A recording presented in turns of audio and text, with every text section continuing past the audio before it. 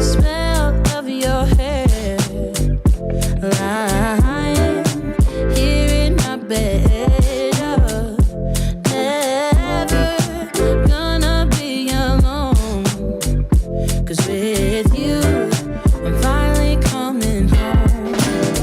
I wanna be with you always, 'cause that is what my heart says. That's what my heart says. I wanna be with you always. You are my world in every place. It's the things that you do, and it's the smile on your face. And as time goes by, I know I'm in a better place. I'm in a better place. Without your love, I am out of place. And without you, I am just a trace. I love you with all of my heart. Together forever, never to part.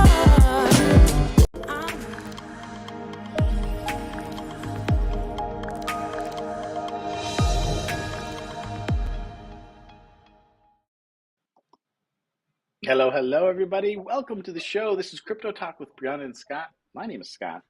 Hi, Brianna. How are you doing today? Hey, Scott. I am amazing. I have a couple articles today I'm excited to share. Last week, we talked a little bit about the metaverse, so I am bringing more on the metaverse.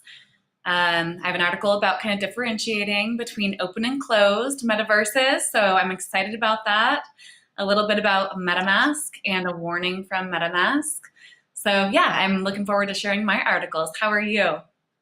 I'm doing great. This has been a good week so far. I've had a good week.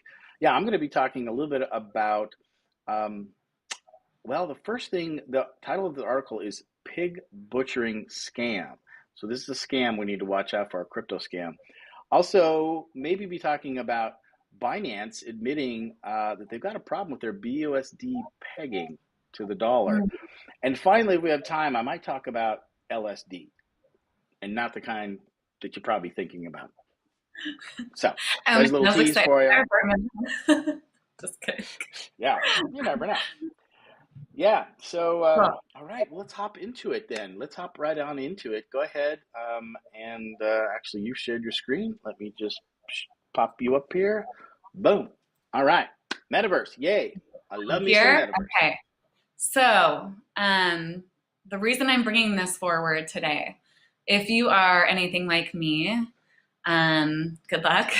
No, I'm just kidding. But if you're like me and you have a little bit of resistance when it comes to the metaverse and even AI, all of these things, that gives me a little bit of fear of the unknown. And that's why I just really want to bring forward this article. I've read this a few times. I've actually kind of saved this from a few months ago. And it goes over the difference between an open versus closed metaverse. And I think this is really important for really everybody on the planet to understand, because it will be impacting our lives. And yeah, and I don't even know the difference. I don't know the difference, so I'm excited to learn. Okay, well, let's just get straight to it. So, open metaverse, closed metaverse. So first off, the word metaverse, let's look at the meaning behind that. So the Greek word meta, meaning beyond or transcending or more comprehensive, and the English word universe, which describes all existing matter and space. Wow. Thus, the metaverse, the meta-universe is a world that is transcending the physical world we live in today. It is a digital reality that is not bound to the laws of physics and traditional economics, but is a place of endless creativity and opportunities and will function according to its rules and principles. That right there is pretty mind-blowing. Yeah, it is. Oof. Love it. And this metaverse is currently in the making. Hundreds of companies and teams are working on making their visions of the metaverse a reality.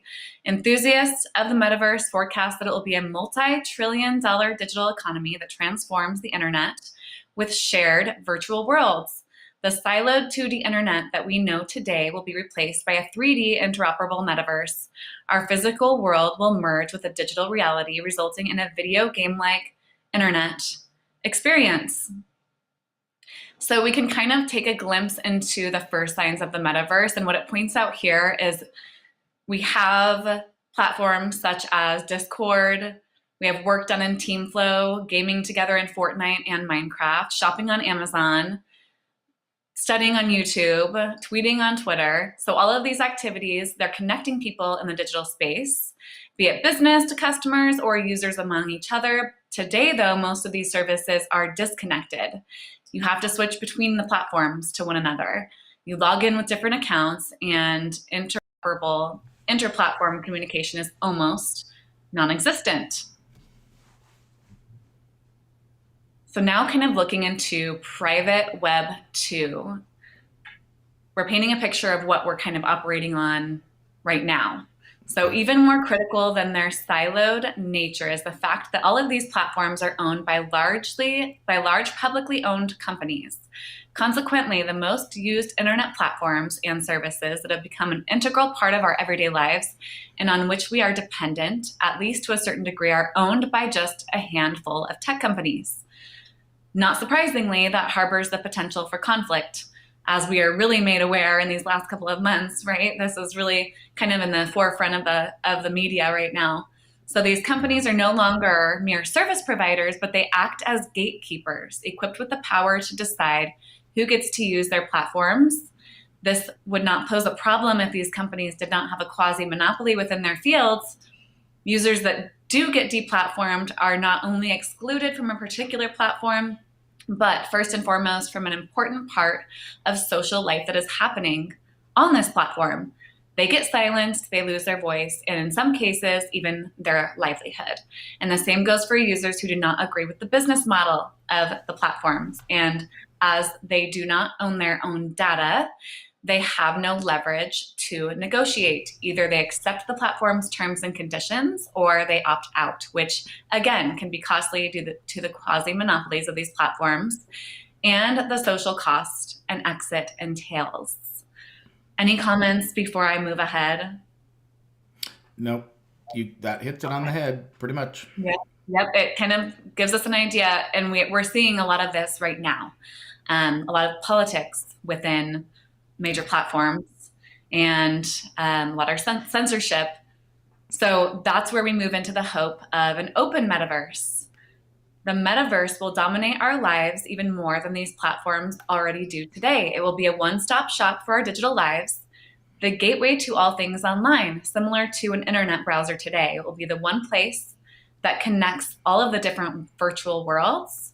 Should a single entity build and control the metaverse, then this would yield even more power to this institution than big tech already has today.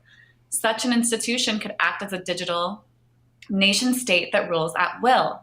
Thus, the major concern of the advocates behind a free internet is to ensure that the metaverse is built in an open and decentralized manner on the principles of Web 3. An open metaverse that is built on blockchain technology, ensuring permissionless access and the ownership of data by the users. A metaverse that won't yield the control in the hands of just a few, but allows users to truly own their creations and their data. In an open metaverse, digital items will be truly possessible thanks to NFTs, and users can monetize and trade their virtual goods and data at their will. So currently, many decentralized projects are building and driving forward the open metaverse. At the forefront are Decentralized and the Sandbox. And this, keep in mind, this article was published in April of 2022. So there has been a lot of innovation even since then. But Decentralized and the Sandbox were very big in the year 2022. And they've already built fully functioning virtual worlds on the principles of Web 3. So now going into the threat of a closed metaverse. And I forgot to highlight this, but I did want to bring it forward. So what this article states, but not only Web3 and crypto enthusiasts are building the metaverse, private industry is fully aware of the potential of the metaverse and probably has the most aggressive conviction about its future importance. Several companies have publicly announced that they are building their own version of the metaverse. This usually comes with a commitment to fund metaverse projects with large sums of money and to delegate their best engineering talent to it. And the major tech companies don't just want to be a part of the future metaverse, they want to define and own it, similar to how they control their Web 2 platforms. Whoever controls the largest part of the metaverse will be able to extract the largest profits from it. So Meta, which is formerly Facebook, has even changed its name to openly communicate its intention and claim to the metaverse. And I want to point this out, and I know we've spoken about this before, that Facebook claimed the word meta, and that was a move that they did in hopes to kind of just exactly what they're stating here. They're claiming that they wanted to be associated with that word meta. They knew the metaverse was coming, and they want that to define kind of Facebook, kind of pave their way in there. So, but it didn't necessarily start with Facebook. They're just trying to be associated with that term. So with Facebook, they have also purchased the virtual reality headset company Oculus, which allows them to control the hardware entry point to the metaverse. Besides Meta, the other early leaders in the metaverse space are well-known names in the tech industry. Microsoft, which had a dominant role in the work economy for decades, has announced Mesh for Microsoft Teams to make collaboration in the metaverse personal and fun. And there's been others as well that Microsoft has, Activision Blizzard. So there's a few examples of some of these big tech platforms that are trying to claim their name. And Google as well. So right here it states that no one mines and monetizes data better than Google.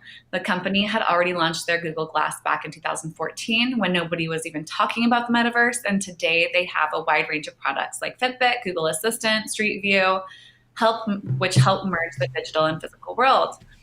Google is therefore a prime candidate to use their knowledge and data to design a unique metaverse experience. They have recently announced that Google started its own team working on blockchain and Web3. And so these companies are just prime examples among many that are pursuing a metaverse vision. And then there's others as well. And then the question kind of just remains, is the battle already over? Will we have the opportunity to have an open metaverse, or is it just going to be these closed metaverses ran by tech giants? That's kind of another version of what we're already doing here today. And so reading about the large tech companies racing into the metaverse space raises the question of whether the battle for an open and decentralized metaverse is already lost before it begins. But unlike prior tech developments, the metaverse will be much more difficult to wall off and control thanks to two significant forces. And this is important. The first is blockchain technology. And what that does is it enables developers to build fully and truly decentralized applications, independent and outside of the reach of centralized tech companies. Unlike in Web 2, successful decentralized protocols running on a blockchain can, by nature, not be possessed by a single entity and therefore not be sold to a large company with deep pockets. Thus, consolidation on the application level is less likely to happen. The second is the developers and artists who are laying the initial groundwork for the metaverse, thanks to new technical and economical possibilities like ICOs, DAOs, and NFTs that allows for the monetization of protocols and art. They are no longer dependent on VCs and large companies to fund and finance them. Thanks to blockchain technology, they have a variety of decentralized means to earn income. Thus, the metaverse does hold the potential to be open and independent of large tech companies, a world that rewards individual creators and artists for their contributions and lets users participate in projects and protocols from a very, very early stage. So that's as far as I'll go. There's another little blip here in this article. But I just want to point out again, because I have to remind myself that with this new technology, there is the opportunity to be participants in this. It's not, and that's what I love about blockchain technology, is that we can all be a part of this, to be able to help guide it in a direction that we want it to be, that we would like to see, and also support what we would like to see in the future. And so we aren't completely powerless in this. I don't think that the battle is already over, but it'll be interesting to see how this rolls out. And again, a very important thing, a concept, I think, for everybody to understand, because it's going to be, from what it appears to be at this time, something that we're all using on our day-to-day. And so kind of knowing where we're going to be getting into beforehand and how we can help guide that in the direction that we would like to see, I think is really essential and important, and fun. So that's what I have to say about that. Scott, do you have any comments? Yeah. I mean, metaverse is certainly exciting, and Facebook was by far not the first ones to start talking about this. Actually, the word was created in a novel. It came out in 92. So over 30 years ago, the word metaverse was out there, and the concept in this novel called Snow Crash by Neil Stephenson. And from there, his vision of it is very detailed, to the point where you put the goggles on and you're completely immersed in a new environment, and it's almost undistinguishable from reality. As I think I mentioned before, reading this book, I think I mentioned last week, it talks that vision of the metaverse is years, if not decades away, because of the absolute processing power, the interconnectivity of the internet. Lots of things need to change to get to that. Just immense processing power and bandwidth necessities to have that. So that vision is quite far off, but I think that's where people are thinking about where we're going to go. And the Facebooks and the Googles and the Microsofts absolutely want to usher in this new version of Web3. And it is interesting, because if there isn't already a battle, there will be a battle between open and decentralized metaverse, a la crypto blockchain enthusiasts, public blockchain enthusiasts, versus these big businesses that want to be the kings and usher that in. And I think a lot of people are tired of Web 2 and Facebook and Google controlling our data, and a lot of times in our life. I mean, all of Facebook and the elections.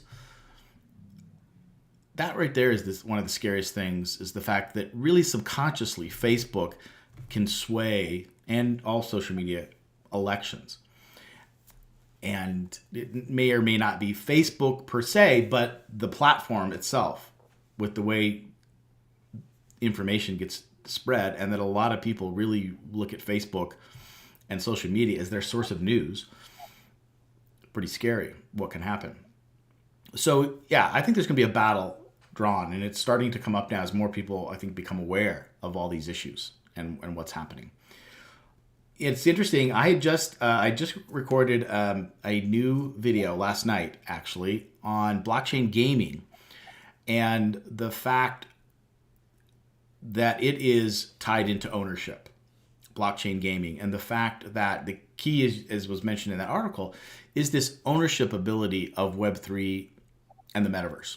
Because in Web 2, we don't own anything. We pretty much give everything away, and we get very little really in return. We think we're getting a great deal because we get all this fancy stuff, but in reality, we don't own anything. And Web3 and metaverse, because of the blockchain, will allow us to own a lot of, if not everything, that we're doing in there. And I think I've mentioned this before, but think if you could have owned a share of the internet protocol, HTTP, when that protocol was being developed and tested, or simple mail transport, SMTP, which is mail internet, the protocol. These are the networks that underline everything that most people don't know about or pay attention to. We are now owning that level 3 of Web3 because we can invest in ETH or Bitcoin or Cardano or whatever. These are the layer ones. These are the basis, the networks that everything will sit on top, the metaverse and Web3. So not only can we own the underlying network, which is unheard of, everything within the ecosystems we can own parts of. So via NFTs, which are the characters potentially, the skins, the tools that we use to play or work or in the metaverse, right? We own those. And that to me is the key, right? It's the ownership. It's this difference between Web 2 and Web 3, right? And so the article that I did, or the video I did yet last night was about that. And the fact that a lot of gamers in the West don't like blockchain games for a couple of reasons. One, they don't necessarily think that they're that good, they're not that fun or exciting. But two, and maybe even more important, is they don't understand this concept of ownership. Because in the West, games are about conquering and dominating and skill. It's like who has the best skill, and there's a lot of pride in who can out battle the other person or win the game or whatever, and that's all pride. You don't own anything necessarily other than your pride, and you can have everything that you buy in game is just to help you win the game. And a lot of Westerners think that even buying assets to give you more power is cheating. Where in the East, the Asian gamers, they've always bought off on that. They are much more attuned to like the fact that you can buy or purchase assets or powers that allow you to win the game. Because in the end, it's about the power of winning the game. And if you have to pay for it, then so be it. So Easterners get the fact that ownership is critical part of the game. So they're adopting blockchain gaming much faster than Western gamers. But in the reality, what was happening was it used to be you'd pay $30 to $60, right, for a game. And you just got the whole game and you could play it, you could do whatever. And there was no in-game assets you could buy. You just played on, skill for the most part. Then came, you could purchase assets within the game. You still didn't own them, but you're renting them. Now games are all rent, like you rent the game or the games are free for the most part, and then you buy the in-game assets, or you'll rent a platform and then you'll buy certain games within that platform, like Steam and some of these big platforms, right? So now you're getting used to this ownership. Now I've got to pay to play these games and to have assets in them. But you're still renting because when you leave the game, you don't have anything. So in a way, you're just renting. Whereas blockchain games, you literally own the games, you own the assets, and they can follow with you. You also need to invest in the tokens to allow the game to work. And this is another underlying concept of blockchain that's fascinating. When we are investing in a coin like Bitcoin or Ethereum, not only are we hoping that value of that coin rises, but that is literally the mechanism that the networks use to secure the network, to actually make the network run. So we're participating in the running and the workings of our basic blockchain networks at this basic level, right? So what I love about this concept is it's like everybody owns all of it. We're all owning the infrastructure. And then as the games come on top, which would be the applications, now we get to own parts of that. And some will use it as speculative trading, but a lot of people are using it just like, I own this, I can make decisions. So DAOs are a great area, right? So now we've got ownership and we can vote on how the blockchain or these protocols or whatever work and are governed. So that whole concept is mind-blowing. It should be hopeful for all of us, right? So the metaverse and gaming and NFTs, that's where this whole world is just amazing to me. And I kind of keep it separate, sort of, as certainly than speculative trading, whether I'm going to have a coin go to the moon or not, or even DeFi, where I'm looking to earn interest, but ultimately I'm looking to make money, right? I just view this whole NFT metaverse scenario as, although yeah, people do speculative NFT investing, I'm not really interested in that. I'm interested in creating and being part of the community. And as an owner, it's not necessarily, although it could be, that I'm looking to have my assets increase in value, but I'm just the fact that I'm an owner and I get to have a say is important. So these are really big concepts, and it's why crypto, as the overarching space or industry, if you will, is so much bigger than most people even see. And you come in and you kind of get your silo, like you're into NFTs maybe, and you get your silo, and then maybe you learn about the metaverse, or you come in Bitcoin, that's all you know, but then maybe you learn about Ethereum and DeFi. And hopefully you get exposed to all these other areas of crypto. And that's why I love it so much, because it's so broad, it's so big, but it changes the concept fundamentally for how we're going to interact with the future, which is going to be the metaverse and computers and 3D and all this kind of stuff. And not even to mention, how Bitcoin and just the value of crypto is allowing people that have never had a banking account or couldn't afford financial services now can do that also. So I don't know, a little bit of a rant, but it just these topics like the metaverse, people can get so siloed sometimes on just these little things and maybe just a little game they're playing in, and don't even realize necessarily the overarching concept of this is life-changing, world-changing stuff that we're in now. So Absolutely. That was a really great breakdown. And to stack a little bit on top of that, if you're listening to this and if you think, well, I'm not a gamer, this doesn't apply to me, or, well, I have my bank, this doesn't apply to me, it's beyond that, because as we move forward, there is a push on one side, and it's kind of that Web 2 push where everything is wanting to be rented, right? They want us to be able to have to rent everything. right. When we post things on Facebook, it becomes property of Facebook. It becomes, all of those pictures, even on our phones, upgraded to the cloud, that doesn't belong to us any longer. We store it there, we rent it, we pay for the storage every month, but we aren't physically owning that. And so our own data, and as I've learned, one big aha moment for me this last year, our data is the most valuable asset in the world. And that's being farmed day in and day out on all of these big tech platforms. And with Web3, with NFTs, that gives us the opportunity to be able to own our digital identities. And that's going to be really important moving forward in the next decade. Yeah, that whole digital identity thing, it's not clear, at least to me, how that will happen, how we can own our own data. But that is part of the vision in Web3, is that now Facebook owns that, and they're making tons and tons of money off of our data. So if we own our data, then we can sell it to Facebook if we want, but we're going to get something in return. And so if everybody's doing this, and that the way that Facebook or Google or whoever these entities are, if that is quid pro quo and there is some benefit, we can sell it to them. We don't have that option right now. So, it's going to be interesting to see if that works out or how that works out. But that's also a huge bonus in the future if we can make that happen. So, yeah, it's pretty exciting stuff. Yeah, good point. Yes.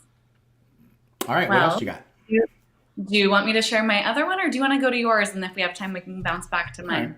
Yeah, let's your do call. one of mine. Let's talk about let's talk about BUSD first. That one's kind of interesting. Oh, that's you. Where's me? Here we go. All right. Nope, that didn't work. Yeah, this should do it. Oh, there we go. All right. And get this bigger. All right, there we go. All right. So this is interesting. Binance admits to problems with its BUSD peg. So as we know, stable coin, this is a stable coin. They're supposed to be pegged to a real world asset, so they don't fluctuate, aren't supposed to fluctuate like other assets fluctuate up and down in price.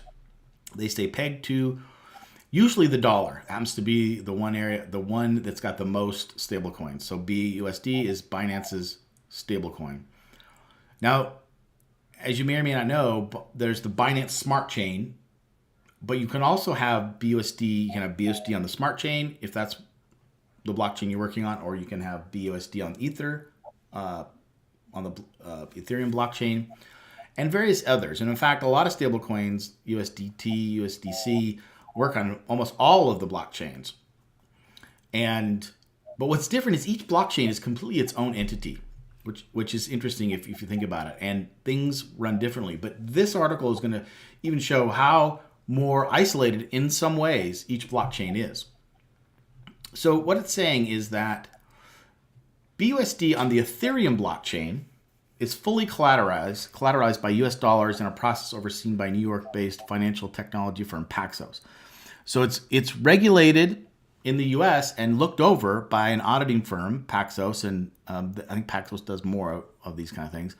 But the BUSD on Binance's own blockchain, the Binance Smart Chain, is not similarly regulated by an external auditing company, which I didn't know that. I didn't really understand that. So it's quite interesting. So what happened is BUSD on the Binance Smart Chain has dropped its peg multiple times from $1, which is not good. Anytime a stablecoin moves up or down, specifically down, obviously from their peg of $1, something's not going right. And this is why good stablecoins that we trust are always backed up by hard assets, so that we know that if we have a $1 in BUSD, that $1 has an asset behind it. So if BUSD were to fall or depeg, there's $1 there that we can cash it in, and we're not going to lose our money like some of us did in Luna in the UST Terra, because that crashed to zero, didn't have any hard assets backing it up. So it turns out that the Binance pegged BUSD was often not pegged at all. And on 3 occasions between 2020 and 2021, the difference between the amount of Binance pegged BUSD circulating on the Binance Smart Chain and the quantity of real BUSD supposedly backing it eclipsed $1 billion. $1 billion in difference, which is crazy. And yet on the Ethereum network, if you're holding BUSD on the Ethereum blockchain, you were fine.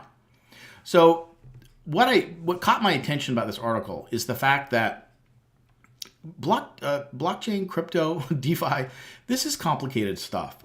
It's got unique little pockets that pop up all the time, like this.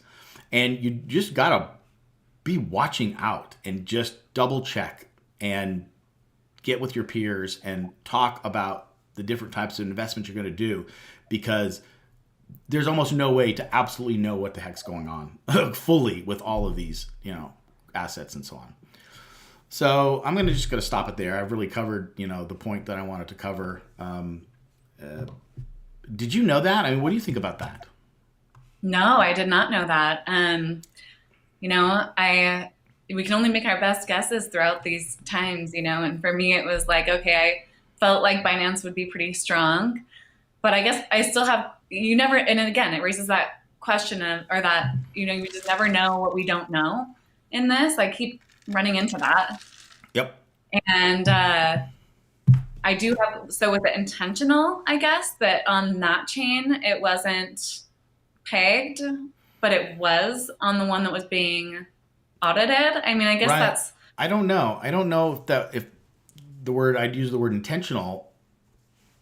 It's just that and here's what I don't understand why. I don't understand the complexities of this. Why on the Ethereum blockchain was it US regulated and had Paxos? Like, how did that get set up? And then on the Binance Smart Chain, it didn't have to be. Now, part of it is, or my guess, right? Binance Smart Chain comes out, and that was Binance's blockchain.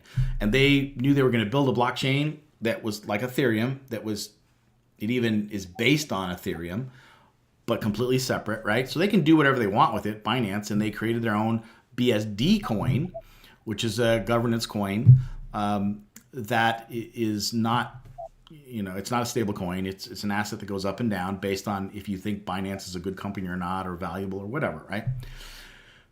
And so then they came out with BUSD, like, hey, we're big enough, we're gonna create a stable coin, and it came out on the Binance Smart Chain.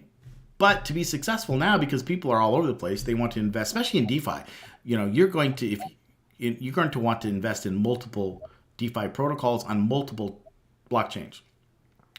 And so BUSD wants to have its stablecoin used more than, let's say, USDC. So they're like, okay, we'll convert it over to the Ethernet blockchain. And so what in those negotiations, how did that happen? I don't know. That's one of those interesting things. I didn't have a clue that it was audited on the Ethernet on Ethereum and not audited on Binance. And these are just little weird things that pop up. When I read that, I'm just like, what? Like, one, that makes no sense. How did that happen? And yet I can think of 3 or 4 things, and there's hundreds probably of instances like this that are out there. And why? Crypto's new. Crypto's a baby. Crypto's unregulated for the most part. I mean, this stuff, it is the wild, wild west. Now, that being said, hey, if you're a gunslinger like all of us are that we're in here, hey, then we can make a lot of assets. We can have a lot of fun. We can do a lot of good by being in this. But you got to have a thick skin, and you got to be careful, and you got to be prepared to lose all of your crypto. I mean, weird things like this could happen. I mean, that was the thing about Terra Luna, that I didn't know what I didn't know. But I also was just going on precedents. UST had been working good for 2 years, and it had been doing nothing but growing. The Anchor protocol, which is where I had my money invested in UST, was earning 20% just sitting on Anchor. I was certainly not the only one. There were so many people that were in, millions and millions of dollars, right? So I looked at that and I said, hey, wow, these people are doing it. Smart people have millions of dollars in here. It's been running good for 2 years. I don't really understand the difference between an algorithmic stablecoin and an asset-backed one. At the time, I kind of got it, but I didn't really know that it could crash to zero like that. And frankly, nobody did, really. There's a few people that say that they saw some inconsistencies and problems, but for the most part, most people didn't know. So that's what I'm just trying to bring up, is that you don't really know. Don't be cocky. Don't be greedy in crypto. Just don't. Be extremely cautious, but also be here and take a little bit of money that you got squirreled away and get it in here, because there's no other market or place where you can earn as much as quick as long as you're careful. But it's a risk. It's a risk reward. And, you just got to kind of play that game. So what do we got a comment here? Happy Pappy. Love the name. Oh, yeah. Happy Pappy. Sorry, Pappy. Anyway, so it's all good. So let's move on to your next article. Okay, so we speak about awareness, and that's why I want to bring this next one forward. And of course, as many articles do, I thought about you, Scott, because I know you spend a lot of time doing things in DeFi, and I can't remember, you do use MetaMask, right? Oh, yeah. With some transactions? Okay. Yeah, so what's the warning? So something to pay attention to, and why you can't get lazy. MetaMask warns of new address poisoning cryptocurrency scam. Address poisoning. There's a new word. Okay, so what's happening? It's called address poisoning, and it's used to trick users into sending funds to a scammer rather than an intended recipient. So here's what they're doing. When MetaMask users send or receive cryptocurrency, it appears in the wallet transaction list. Clicking the transaction displays more detail, including the token, the amount sent or received in a short form of the third party's address. For example, below are examples of 2 shortened addresses that could be shown in MetaMask cryptocurrency transactions. Okay, so right here, I'm going to highlight it, those 2. Okay, so they look identical in their short form, but they could be completely different. Oh my gosh. And so what happens as we get lazy and as we get cocky is we start to memorize the beginning of our address and the end of our address. And we say, okay, yep, that's mine. That's the one, or that's the one I'm sending it to. So what's happening is the scammers rely on poisoning the wallet's transaction history with the scammers' addresses that are very similar to addresses that a user recently had transactions with. So sometimes we send just a small portion of something. That's what we're supposed to do if we're being careful. We send a small portion first, and then we send the whole. In the big sum over. And so this is the way that it could really get you, is if it then sends you an address that's different in the middle, that looks the same on the beginning and end. So the threat actor monitors the blockchain for new transactions to conduct the scam. After selecting a target, they use a vanity address creator to create an address very similar, if not almost exactly the same, as the one involved in the recent transactions. It should be noted that creating an address that matches a target address prefix or suffix can take under a minute. However, targeting both will take far longer, possibly too long to be worthwhile to generate. So then the threat actor then sends the targeted sender's address a small amount of cryptocurrency or even a $0 token transaction from the new address so that the transaction appears in their history. And then as the threat actor's address is very similar to a previous transaction, and as MetaMask shortens the address in the transaction history, it looks like it's from the same person. The method effectively poisons the transaction history with multiple entries that look like they're between the same address but are using different ones. So the attacker then hopes that when a user needs to send cryptocurrency to someone they previously sent to, they will find the most recent transaction which in this case is from the attacker, and sends the crypto to the scammer's address instead. So since they're so long, the crypto wallet addresses are typically shortened, and you might see, like I said, the first lot of characters only, or sometimes you may see the initial 5 or 10 and the final 5 or 10 or so, skipping the middle. And this is how most people recognize our addresses, not by every single character. So what can we do? It does say what we can do to be diligent when copying addresses from the transactions. Clicking on the short form address in MetaMask transaction copies it automatically to the keyboard without showing the full address, as shown in the mock-up below. It is crucial to be very careful. So it's kind of showing right here. So instead, search your transaction list for a known valid transaction and grab the full address from a blockchain explorer like Etherscan.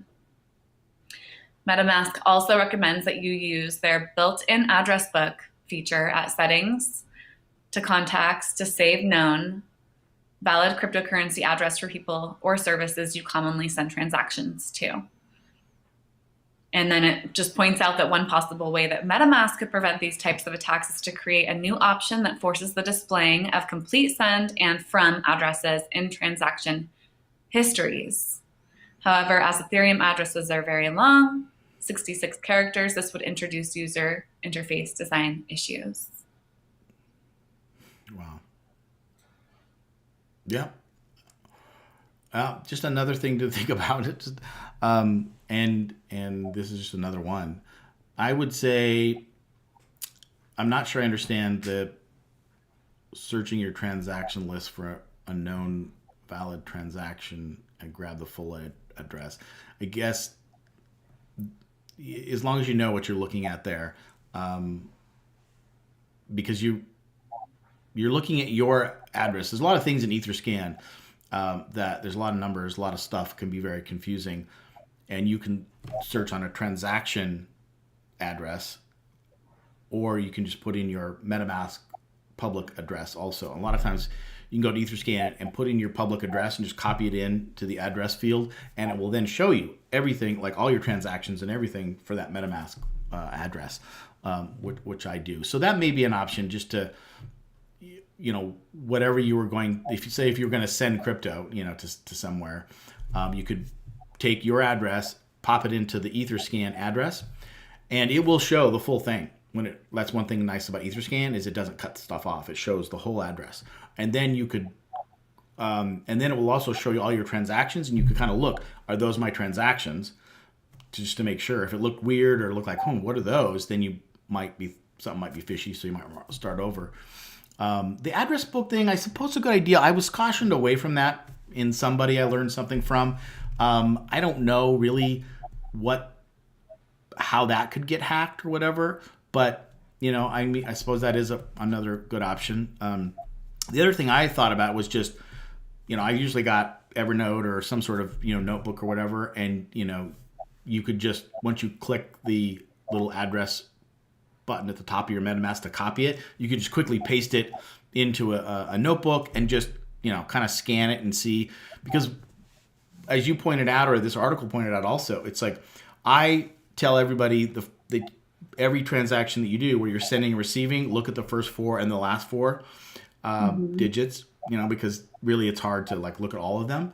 And really, I guess if they're doing a really good job, they can copy and make it the first 4 and the last 4, because that's fairly common knowledge out there. So that probably is one that you could get burned on from this. But what I'm thinking in my head is if I quickly copied it to a notebook and I looked at the first 4, especially if you're doing this a bunch of times, you kind of I have already got certainly the first 4 memorized, almost the last 4. I bet I could get a couple in the middle there where I could just quickly scan it and say, okay, does that look pretty close? Now, if they're getting it as close down to 1 or 2 digits or something, I don't think I could ever really get away from that. Because the one thing you don't want to do is type it in. It's way too easy to mistype it. Agreed. So, yeah. So that's not recommended. So this is just another one of those things that, and hopefully MetaMask will come up with something that will prohibit this. But it is another area, to be cautious with. Certainly, the thing about pasting it into a book is because what can happen when you're copying and pasting a lot is, you might think you copied it from the MetaMask, but maybe it didn't work or didn't copy into the clipboard, and it had a previous address of something else you were doing, and say it was, what was loaded into the clipboard, into the memory, was an old address or something, right? And so you paste it into your application, it looks like an address, it looks great, but if you don't double check it, it could not be, the copy paste you thought was going to work didn't work. So that is the whole thing about this. And that is why usually if you look at the first 4 and the last 4 gives you a good idea. But of course, like any other thing in crypto or anywhere, right? People are going to exploit that. They're going to look at that, oh, here's what most people are doing, and exploit it. And here's the case. So that's great. Yeah. And so question, Ethereum name service, right? We've talked about this a little bit. Isn't that taking your big set of numbers and putting a name on it? Is that what Ethereum name service does, where you can put, so your wallet address could be mine could just be my name, or am I completely off on that? No, you're not completely off on that. I don't know a lot of detail on that, but I can tell you this. It allows you to have a .eth address, right? A internet address, so a URL, right? And that that would be it could be BriannaTurk.eth, and that then is converting that from a URL into an address. Now I use unstoppable domains. So there's businesses that will take domains and convert them into these ENSs, right? And I don't know the back end of it. I don't know, I've only used unstoppable domains to do that. So I have Crypto Cowboy Montana at I'm trying to think. With unstoppable domains, you can have multiple. You could have .crypto, you could have .eth, you can have .whatever. I can't remember what it is. But what I did do is that I did connect that to my Ethernet address, to my MetaMask. So that's another thing I just realized, and I guess that's where you were going with this question, was that my address is Crypto Cowboy Montana .eth, I think. So that's what I can paste in as my address. And that's what I see, and coded underneath is my full address. So that's one way maybe around it too. So good idea. So looking forward, I think that might be something. We'll eventually probably not have these long addresses, and it'll be Right. more simplified with those names, which still leaves room for error, but Yeah. might help a little bit. Yeah, no, that's a really good point. That's probably where it's going to go. Yeah, and it's funny because I still don't use it, even though I have it. I just haven't really tested or used it much. That connection. My yeah. So I need to look into that. Maybe that'll be a little bit incentive for me to do that. All right, cool. Well, we got a little bit more time here. Let me pop over to, let's see, should we talk about, gosh, we talk about scams, so I don't want to talk about a scam. Let's talk about LSD. That sounds much more fun. All right, let's see. All right. All right, LSD stands for liquid staking derivatives. So there's been a lot of talk this week about the new Ethereum upgrade called Shanghai. And I believe it's the biggest one since the merge of the Ethereum network. And what's happening is, the biggest thing is there's a whole bunch of upgrades apparently, but the biggest issue is people that have staked their ETH have not been able to withdraw it for a long time, at least a year or more.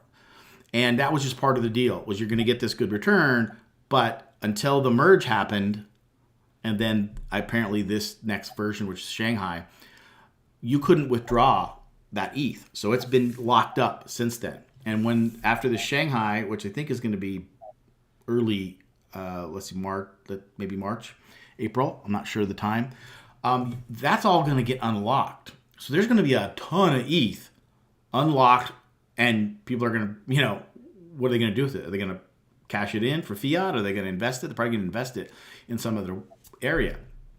And these liquid staking derivatives or liquid staking tokens are companies like Lido and Rocket Pool. Rocket Pool is like, my brain just froze there. Are these liquid staking companies that basically you don't have to stake 32 ETH. You can stake $100 of ETH, and they will then pull that together and create a validator node in the Ethereum network and pull it together for 32 ETH or whatever. And they will give you a portion of the rewards. So right now in Rocket Pool, it's so simple. I'm earning about 4%. And I've got a couple $100 in there, nothing big, but it's so simple. You literally go onto Uniswap or other swapping protocols, and you swap your ETH for our ETH. It couldn't be simpler. It takes about 2 seconds, right? And you hold that R ETH in your wallet, in your MetaMask wallet. So you're in total custody of it. So no matter if Uniswap or whatever crashed or whatever, Rocket Pool even, you've got this R ETH token, which is now equal to ETH.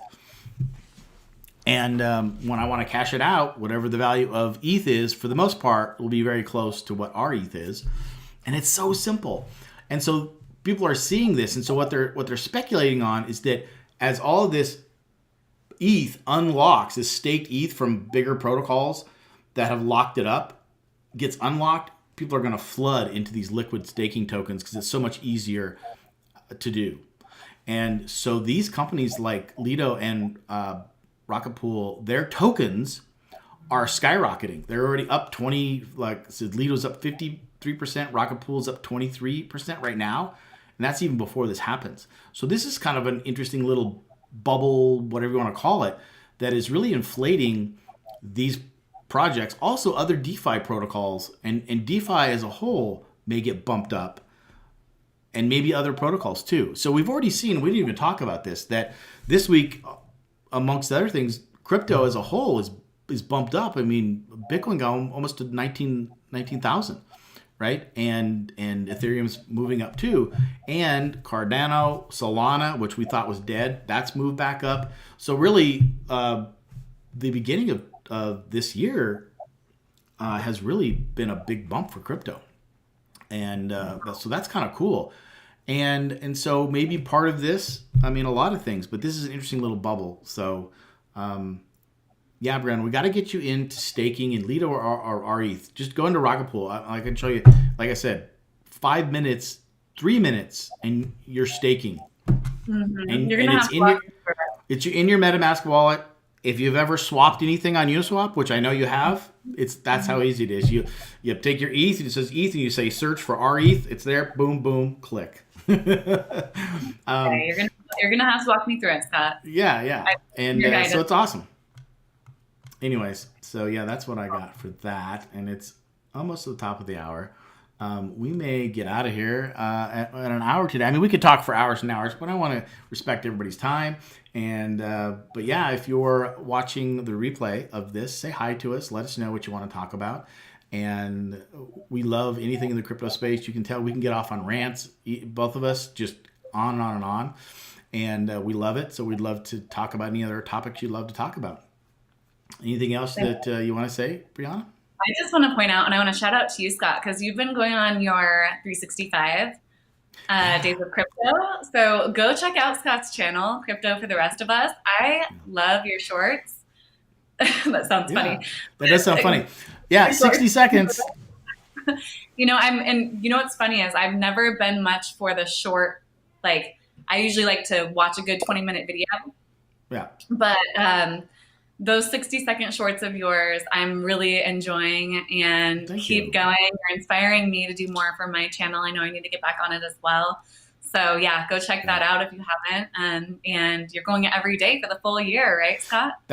Yeah, and it's funny too because I've got to get a little process together because you know I don't know what it was. The story was I was just thinking, crypto 365. It rolls off the tongue kind of, and I just created one. I thought in my mind, and I hadn't created many shorts before that, and I was trying to figure out a process like, well, should I cut out a little bit of something from another video and put it in there, or do a little production video? And I just I've never really been one for just like holding the camera and just rambling. I just never really liked that much. But anyway, so I started doing it, and I said, okay, well, here's day one, Crypto 365 day one. And then I didn't really have a plan. So then day 2 came, day 3, and then I'm like, what day am I on? And so for a couple of them, I missed the days, and I'm thinking, well, should I just drop the day off? No, I think I'm going to try to each day say this is day 27 or whatever. And it's a lot of fun. I mean, I can talk, for hours on these topics, so I should be able to get 60 seconds out.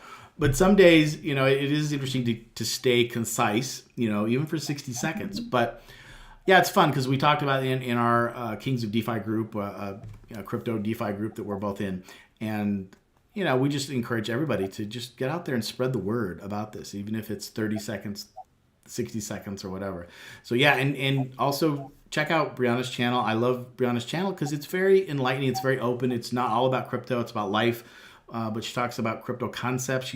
You're really good at putting together, sometimes these topics you can get into the weeds, but you generalize it in a way that's like, this is about life. I love the way that you've always been able to look at crypto, and it's like we want we want to trend upwards, right, in our life, just like we want to trend upwards in our crypto. So I love that concept, and Purified People. It's a great name too.